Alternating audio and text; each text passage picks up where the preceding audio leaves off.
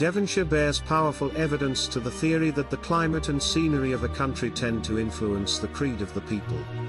Miles of broad and almost deserted moorland, the deep valleys, the dark combes, and our stormy ironbound coasts, may to a certain extent have inclined the Devonians of the past to a firmer belief in the miraculous than would be found in a more populous and less rugged county.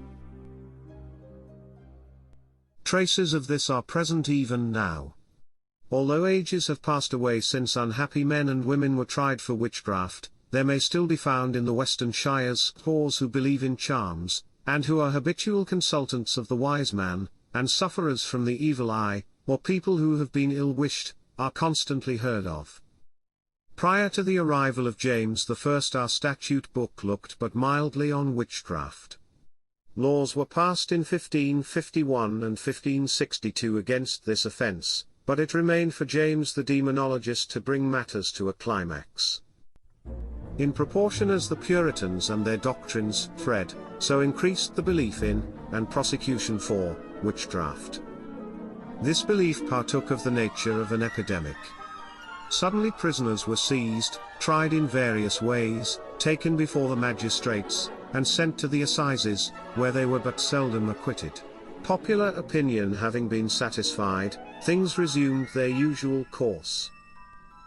There was no doubt about the crime. The same village contained the victims and the person of ill repute. The inhabitants could see for themselves the patient whom no physician could cure, and who pronounced the complaint to be witchcraft, and the confession of the accused only too plainly confirmed all suspicions. Next to murder, nothing could be more palpable, and yet, when once the foundations of this fearful creed were disturbed by rationalism, the whole fabric was speedily swept away, leaving but few traces to show how great it had been, and these only in the minds of the most ignorant classes. Strange to say, there are but few records of the conviction of witches which were not fully supported by the confessions of the accused. It is indeed true that these confessions were only too frequently extorted by gross cruelty, but in scores of cases this was not needed. The prisoners rejoiced in their crimes, and seemed proud of their evil reputations. In that awful moment, when, with one foot on the gallows ladder, and preparing to pay the penalty of their fancied crimes, they even then would relate, and in glowing colours, their evil deeds, there could be but small reason for idle boastings then, but so it was. The witches themselves as firmly believed in their evil powers as did their accusers and judges. The trials by law were conducted with no unusual mode of procedure. In those days justice leaned towards the accuser, and inclined to punishment, but witchcraft was not an exception, or was treated worse than murder or theft, and not nearly so badly as heresy. As noted earlier, these trials of witches would come in spasms, and with all the fury of an epidemic. The history of one such epidemic we shall now explore together. In the year 1682 there lived in the town of Biddeford 3 old women, poor, ugly, and discontented. One, Temperance Lloyd, pursued the lucrative occupation of an apple woman, when she could find any good citizen rash enough to deal with her. No good housewife would allow her children to go near her, for she was a witch, and the children might get under the influence of the evil eye. Once she had been sent to the assizes, but was acquitted, much to the disgust of the Biddeford folk. On another occasion she had been dragged before the magistrates and examined, but let off. It was no light matter to be tried for witchcraft, but then there was one consolation: nothing could be done to a witch until she had been forsaken by the devil, her master, so it was only necessary to try her often enough. She had two companions in her evil ways. One was Susanna Edwards, who was a witch of a higher class than old Temperance Lloyd, for she had a pupil, one Mary Trembles, who had come to an understanding with Susanna Edwards to learn the art and mystery of witchcraft in all its branches. Things had been going on very quietly in Biddeford for some time. People had died in unusual ways, and many had suffered without making much ado about it, but there is an end to all things, and one day the storm broke. A certain gentleman, named Thomas Eastchurch, lived in Biddeford with Elizabeth his wife, and Grace Thomas, her maiden sister. Grace had been ailing for some time, and had consulted several physicians, but to no purpose. Her brother did not attach much importance to the case, and considered she was suffering from natural causes. Doctors in those days called nervous attacks witchcraft. Some months previous to the date of our story, Grace Thomas had recovered sufficiently well as to be able to go out a little to take the air. While out she came across Temperance Lloyd, who, to her astonishment, fell on her knees, and thanked heaven that she was well and out again. Now, people do not usually go on their knees in the open streets to return thanks for the recovery of sick folk, even if they are doting old beggar women. This was suspicious, and coupled with the fact that it was Temperance Lloyd, the notorious witch, who was so surprisingly grateful, it caused Mistress Thomas to form a little theory about the origin of her ailments. That night she became much worse, and lay so for some months, sometimes better and sometimes worse. At length, on July 2nd, as she lay groaning and complaining of her pains, and particularly of one knee, her sister looked at it, and on close inspection of the painful joint, discovered 9 places like unto the pricks of a thorn. It needed no great amount of reasoning power to see that if people have 9 prick holes on their knee, they must be bewitched. Then they recollected the fervent delight exhibited last September by Temperance Lloyd, and forthwith Dame Eastchurch procured an interview with that worthy. When asked if she had made any images of wax or clay for the bewitching of her sister, Temperance replied in the negative, but owned that she had used a piece of leather for that purpose. This distinction without a difference was not likely to avail her anything, and she was at once arrested.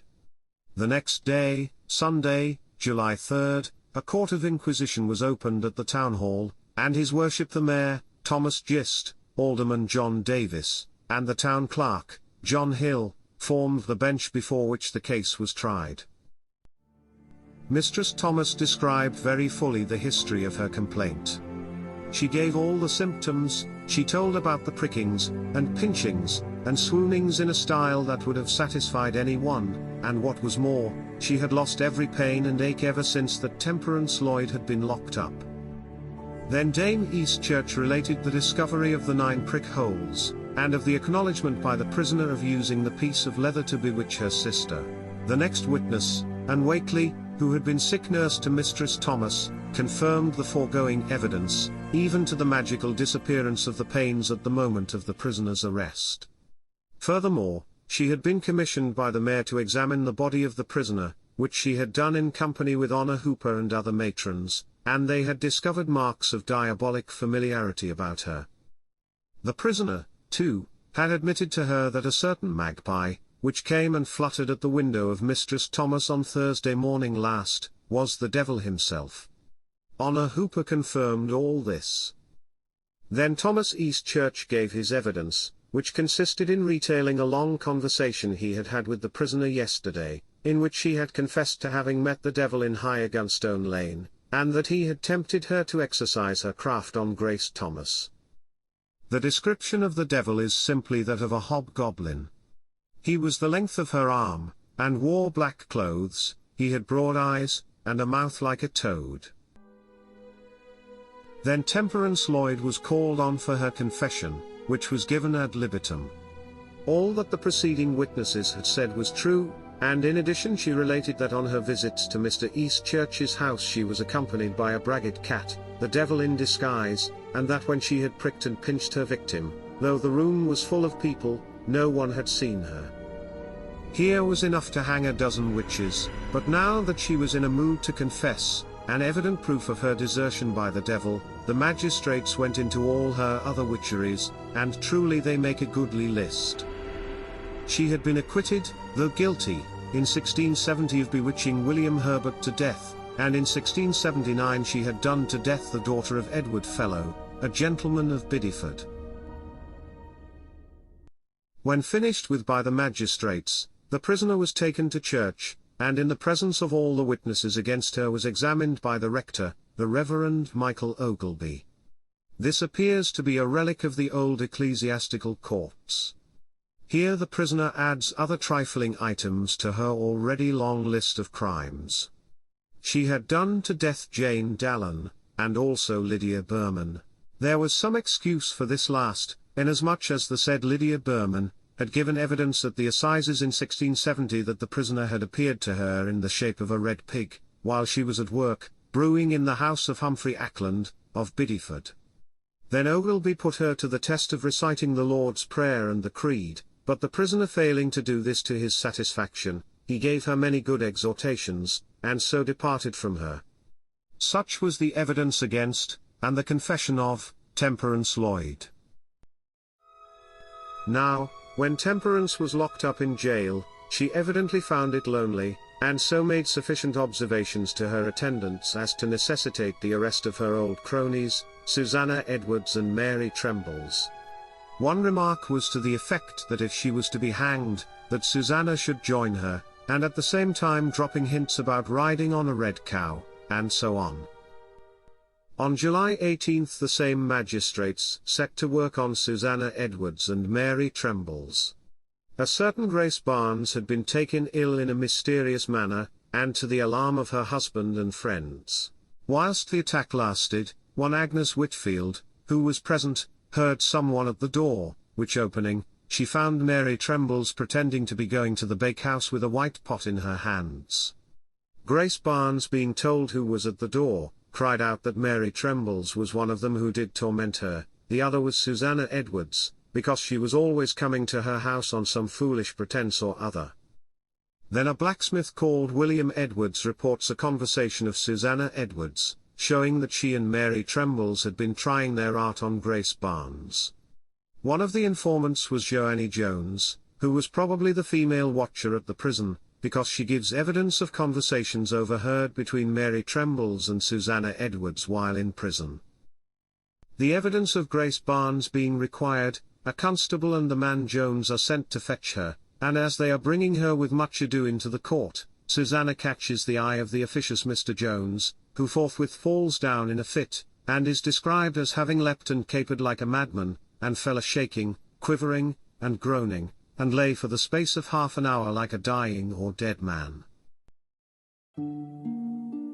Then follows the examination of Mary Trembles, who pleads guilty to everything and anything. She had been enlisted to the cause of witchcraft by Susanna Edwards, and had been promised by her never to want for money, drink, or clothes, that the devil had appeared to her like a lion, and that she and Susanna had bewitched Grace Barnes because the latter had refused them some bread.